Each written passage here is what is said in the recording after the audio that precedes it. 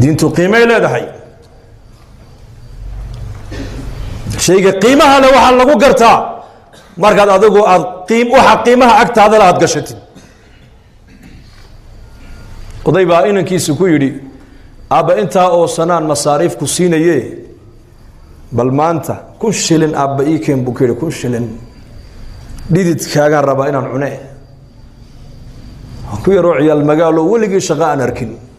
aqalka hooyadii uu ku koray oo dhinaca baan u dhaafin markaasuu u tagay baa la yidhi hooyadii buu ku yidhi hooyo 1,000 shilin siiyo maxaad ka dhigayo anaa u baahan hooyaysi way siisay odagii aabihii buu u geeyey intuu nin lacagta soo shaqeeyay iska dhigay buu aabo waa tan lacagtii hoo oo ka qaado dab hortiisa ka baxayay buu 1,000 shilin ku tuuray odagii markaasuu waliba inankiisiiba hoosta ka yareego saas u eegay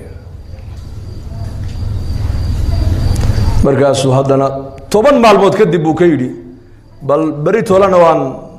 1,000 shilin aabba waan kaa rabaa fariid baaba tahay adigu ye shaqadaaba taqaanaa 1,000 shilin ii keen hooyadii buu ku yar wareego hooyo lacag siiyo maxaad ka dhigay oo abaan way siisay hooyo moogta hooyo macaan oo keeno oo ka qaado dabkii uu haddana ku tuuray kiina bul maalin muddo kadib uu haddana yidhi bal maantana aabbo fariid baaba noqotee oo u tago hooyo 1,000 shilin siiyo war lacagta bariyahan aad iga gurto horta halkeed geysaa way runta ma ku sheegaa ha aabba igu yidhi ii soo shaqee anu shaqa ma garanaye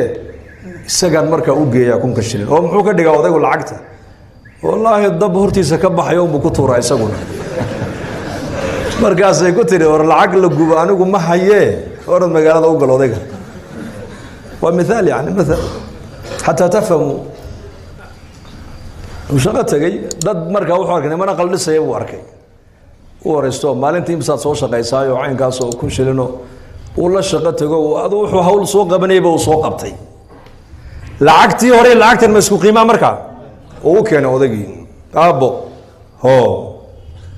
markaasuu uu yidhi weliba hadal buu raaciyo wuxuu yidhi aabbo lacagta dabka ka ilaalide nabiga ku sallaya markaasuu yidhi oo maxaa ku jaban buu yidhi haddaan ku tuura kuwii horeba soonigii gubayey ma may aabba tani tii hore way ka duwan tahay buu tan hee tan waa dhidid baa ku baxay buu yidhi waxaan u soo qaatay mathalkaas shaygan marka uu maal iyo waqti iyo caqli iyo dadaal iyo ragnimo ay kaa gasho ayaa qiimihiisa la gartaa